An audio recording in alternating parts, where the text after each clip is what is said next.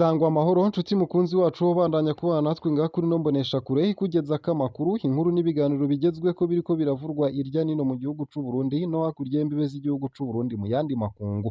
Nonyemerere nkuhe ikaze, ndaguhaye mwiriwe neza cange mwaramutse neza bivanye n'aho udukurikira uherereye.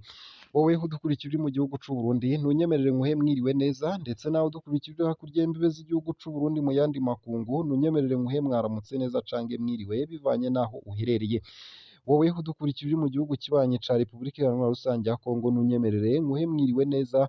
Wowe udukurikira uri mu gihugu kibanyi c'u Rwanda ndaguhaye mwiriwe neza. Wowe udukurikira uri hakurya y'imbibe z'igihugu c'u Burundi mu gihugu kibanyi ca Uganda nunyemerere nkuhe mwiriwe neza nawe. Wowe uri muri Kenya ukaba uri muri Tanzania ndaguhaye mwiriwe neza.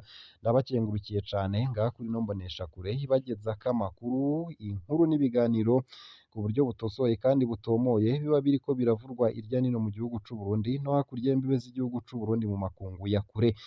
Turi ku munsi wa kabiri h'igenekerezo ry'icumi na rimwe ukwezi kw'indwi umwaka w'ibihumbi bibiri na mirongo ibiri na gatatu.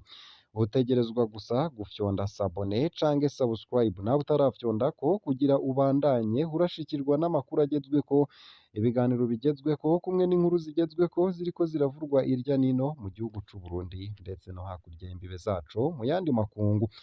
Ka gasho rero kadasanzwe k'Igitega kuzuye, hasigaye kumenyekana abagabo babiri bagateguriwe. Mu kwa gatanu guheze twarabahaye inkuru y'agasho kadasanzwe kariko kubakwa mw'ibohero rikuru rya Gitega. Abakozi bakubatse bakora bahutagizwa kandi bahagarikiwe n'umukuru w'iperereza mu ntara nk'uko vyagenze mw'ibohero rya Ngozi igihe hariko harasubirwamwo ngo hakire General Alain Guillaume Bunyoni. Biraboneka ko ako gasho kadasanzwe k'Igitega kubakiwe uwundi mutegetsi, ariko rero ko kubakanywe inzigo nyinshi cane umuntu azoba ariko aragategurirwa n'umuntu yankwa rwose kandi atinywa cane n'abatwara. Agasho kubakishijwe inzigo nyinshi. Amasoko yacu avuga ko aho hantu ari ivyumba bibiri bigabuje uruhome rukomeye. Icumba cose kingana hafi imetero 4 kuri 5.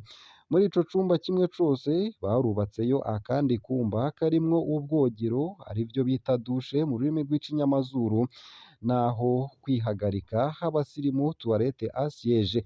Uretse ibisakazo akumba kose gafise urusenge plafond rw'amabati ku mvo yo kubuza uwogira ico ashaka gucisha muri plafond. Akumba kamwe kose gafise imbere yako akabuga gatoyi ko guteramiramwo. Barabubakira aho umuntu ashobora gutekera. Ako kabanza ko guteramiramwo kubakishijwe impome zikomeye, hejuru ntigasakaye ariko hapfutswe n'akayungiro kugira ntihagire uwuhacisha ikintu ngo aterere uwuzoba hapfungiwe. Ubwo bwumba bubiri ntaho buhurira kiretse impome zibutandukanya. No mu gihe hagize uwuja kuramutsa abapfungiweyo hariho amarembo atandukanye. Vyose bikozwe ku buryo abazoba bapfungiwe muri ubwo busho batazoshobora kubonana kandi ataho bazohurira n'abandi banyororo. Aba bantu bazopfungwa gutya ni bande? Mw'ibohero rikuru rya Gitega hari hasanzweho ikibanza kidasanzwe kigenewe abagirizwa ko bashatse gutembagaza Perezida Nkurunziza mu mwaka w'ibihumbi 2015. Ariko bo ntibapfunzwe gutyo, niko ntibahura n'abandi banyororo, ariko bo barafise ikibuga kinini co guteramiramwo, barafise aho basengera bari kumwe hari benshi bakaremeshanya. Kuva aho hafatiwe General Alain Guillaume Bunyoni niho hatanguye kuboneka ubusho budasanzwe. Ubusho bugenewe ibihangange vyo muri CNDD FDD, aho umuntu apfungwa hari wenyene hakaba hatawe bashobora kuganira. Kwa Bunyoni i Ngozi bisa n'ivyari bikigendeka kuko naho atabona abandi banyororo arafise ikibanza kitari gito ca siporo. Abimirije kujanwa i Gitega bo bazoba batawe mu mwobo, naho babasigiye aho kogera no kwihagarika h'abakire. Nta kintu kibi nko gupfungwa hatawe muri buganire. Umuntu ashobora no kugwara mu mutwe iyo bimeze gutyo. Amakuru dukura i Ngozi haravuga ko General Alain Guillaume Bunyoni yasavye ko bomushira mu bandi banyororo. Abatwara ibohero bamwishura ngo bariko bamukingira abohava bamufotora. Nawe ati burya hari ico ncera, ubu ntibanyandika ko iminsi yose nimunshire mu bandi mbeho nk'abandi bose. niho bamuhishuka ko ingingo zo kumupfunga wenyene zavuye hejuru. Ubutegetsi bwuzuyemwo ibihuha vyinshi cane, indyane za Ndikuriyo na Ndayishimiye ziravugwa cane, amaso yose ari kuri abo bagabo babiri. Amakuru avugwa hagati yabo asigaye agoye no kuyavugako. Ntawuzi ko haribo bageze aho bateguriranira ubwo busho bw'inzigo. Iciza c'agasho ni kimwe: uwubaka yama yibaza ko kagenewe abandi, ntiyigera amenya ko hatari we azokajamwo.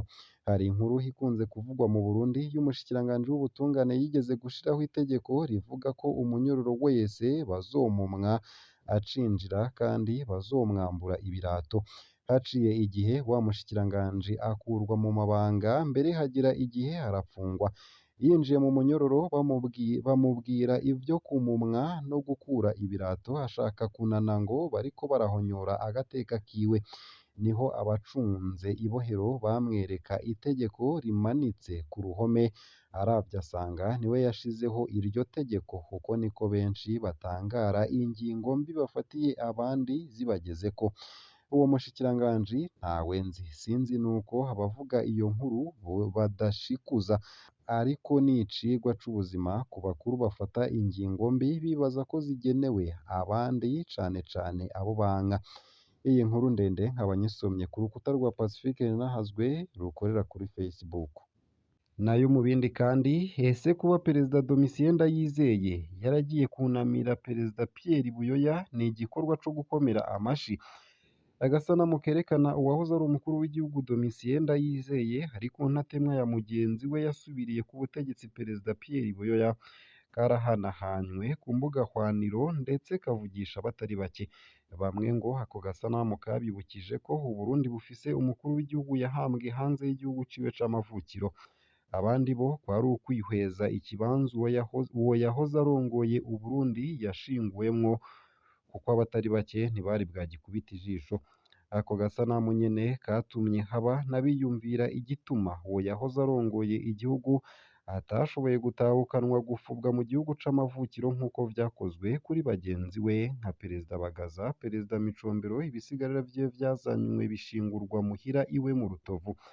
Igikorwa co kunamira umuhisi Perezida Buyoya cakozwe na Perezida Ndayizeye, ni icipfuzwa gukorwa n'iyindi nshuti iyo ari yo yose ya hafi y'umuhisi Perezida Pierre Buyoya, ariko bidakunda. Umwanditsi w'ino nkuru akaba agira ati: kubona Perezida Ndayizeye aja kunamira uwo yasubiriye ku butegetsi kandi badasangiye ubwoko, ni igikorwa gihambaye gikwiye gushirwa imbere, kikabera akarorero abandi bose mu bikorwa vyo gusubiza hamwe no kurekuriranira. Nayo kandi humviriza uko umunyeshuri ashobora gukoresha neza umwanya wiwe wo mu karuhuko. Ubu abanyeshuri batanguye akaruhuko k'amezi abiri. Muri ako karuhuko umunyeshuri umwe wese afise uko akoresha umwanya wiwe. Hariho abayikoresha neza, mugabo kandi hariho n'abayisesagura bagakora ibitagira akamaro. Ngibi ibintu umunyeshuri ashobora gukora mu gihe c'akaruhuko vyomugirira akamaro. Ica mbere, kwimenyereza akazi stage. Hako wirigwa uri ku gahoro imboneshakure nyene uri umunyeshure ari mu karuhuko, wopfuma uba urimenyereza akazi kuko biheza bikagufasha muri kazoza. Ica kabiri, ibikorwa vyo gufasha mu kibano, aho twovuga nko gukora isuku aho ubaye ndetse n'ibindi.